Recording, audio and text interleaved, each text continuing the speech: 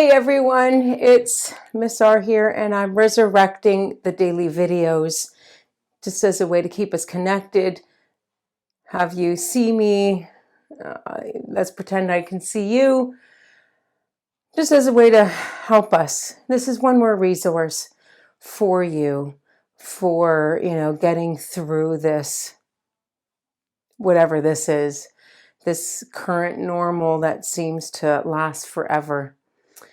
This morning, during the live broadcast, I talked a little bit about Groundhog Day because, some of you in the fall mentioned that this felt like Groundhog Day. Every day feels the same.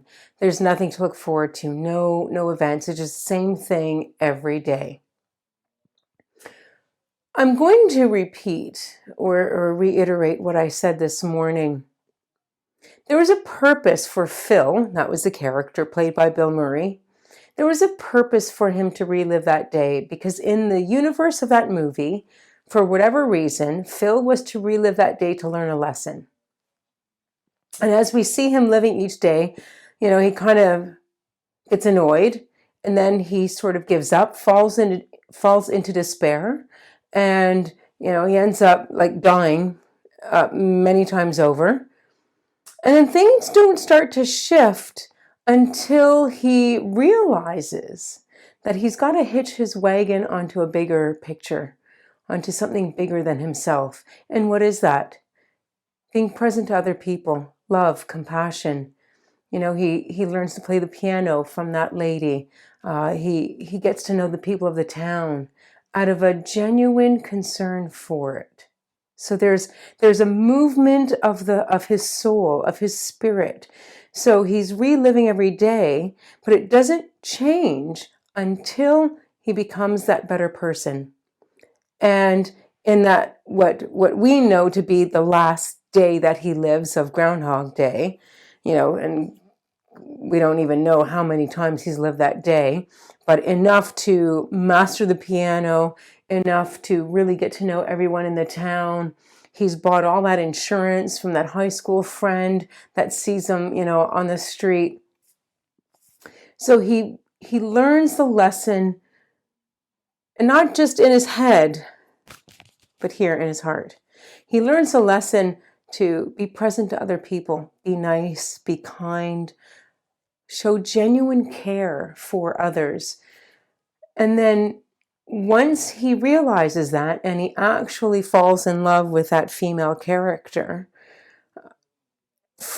not for his own gain, not because, his ego, he's let go of his ego, and he's embraced something bigger, and he learns humility, and he really loves her for who she is, not for what she can give him or how it helps his status or that sort of thing.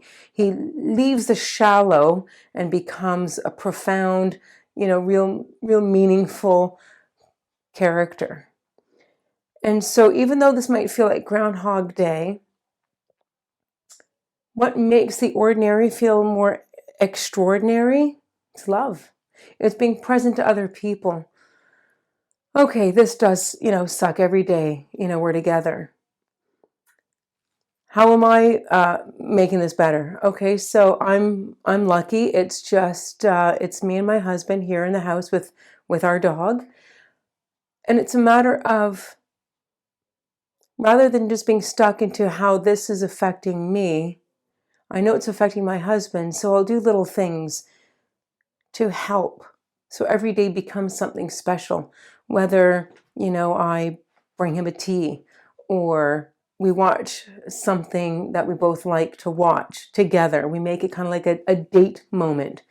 Last week was his birthday, so I went and got balloons and I got flowers, and we talked about what we want for our meal because we can't really go out for dinner. So it's finding those little things. What are the little things that you can do for the people in your house that might make the ordinary moment a bit more extraordinary? So I just wanted to talk a bit about the Groundhog Day feeling that we're all feeling. I also wanted to mention, yesterday was in the church calendar, the Sunday was yesterday, the Sunday, was the feast of the baptism of Jesus. And that actually has a lot to do with us. I know that some of you might not be Catholic, might not buy into this whole institutional religion thing, but it really does have a lot to do with us. So Jesus came. So I've spoken about the radical event of Jesus becoming human, and just how radical it is and what it means for us as humans. But him being baptized and hearing the Father's words, so now he's mixed humanity with a little bit of the divinity. And so as much as, he's come and joined humanity, now humanity is joined with divinity. So we are participating in the divine life, whether we like it or not. And there's a parable later on that Jesus says to the crowd, and it talks about, it's a parable of a man with two sons. No, not the prodigal son story. It was another parable with a landowner or a rich man with two sons. And he says to the one son, he says, son, go work in the vineyard, go work in the field. And the first son says, okay, father, but then has a change of heart and doesn't do it. Then he says to the second son, go work in the field for me, or go work in the vineyard. And the son says, no, father, I won't. But then he has a change of heart and he goes and works in the vineyard or the field that the father owns. And then Jesus asks the people in the crowd, I think they were like Pharisees or some kind of leader at the time, and he says, who did the will of the Father? And they said, well, the second son. So I use this parable as a way to outline that whether or not you buy into Catholicism or Christianity or a faith system, if you live the values of bringing people together, community, live the values of compassion and forgiveness and listening to the other side, even though the other side may not be one you agree with. If we focus on those values, you're still doing the will of the Father.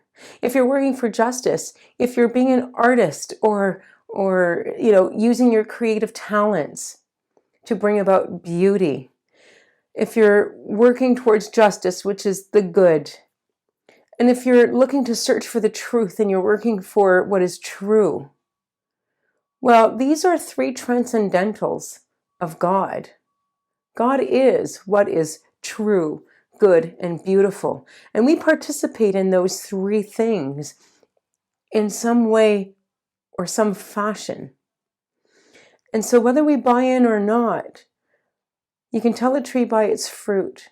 So if you work for bringing people together, listening, not flying off the handle and judging and pointing the finger and creating division, but creating unity, you're doing the work of God, and it's holy work. And so that is the significance of, or that's one aspect of the significance of the baptism of Jesus and what it is for us. And so I just wanted to end with this thought. Catherine of Siena, Saint Catherine of Siena, she's a doctor of the church, one of the few women. There's a lot of men who are doctors of the church and saints, but there's only about 3 women, I believe, who are doctors of the church, and Saint Catherine of Siena is one of them. There's a story that when she was young, she was 5 or 6, she pledged her life to God, or maybe she was a little older, and she claimed she was married to Jesus, and that there was a wedding band on her finger that only she could see. No one else could see it. So at first we might think, okay,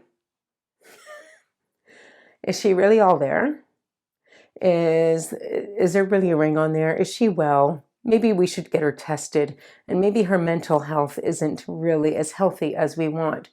But later on, like her whole life was, she played a role. The church was in a schism, and she appealed to the Pope at the time and helped bring the church together. And so that's a sign that we know that there was something more to her. When you're working, when what you feel God is calling you to do is nudging you to work and bring people together and do, good work and you're working for the true good and beautiful, then that's a sign of God.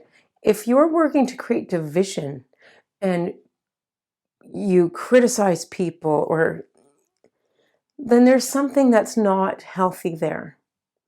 So on this first day of being back in ordinary time and trying to live like Jesus, let us turn to one another. Let us remember that we're not alone. We have God's grace to help us, and it will see us through. We've come this far. We will get further. We will get through today, and then we'll get through tomorrow. Just think of it as one day at a time. Try not to think about the whole stretch till June, because that might just cause a lot of angst. And life is too short to get caught up with the what ifs and worrying about time that doesn't even exist right now. The only thing that exists is today. So focus on what you can today. Be present to the people in your life today. Be present to your tasks today. And I'll see you tomorrow. Join tomorrow morning for the live broadcast. We will have a guest on this show. All right. Take care, everyone. Have a great day.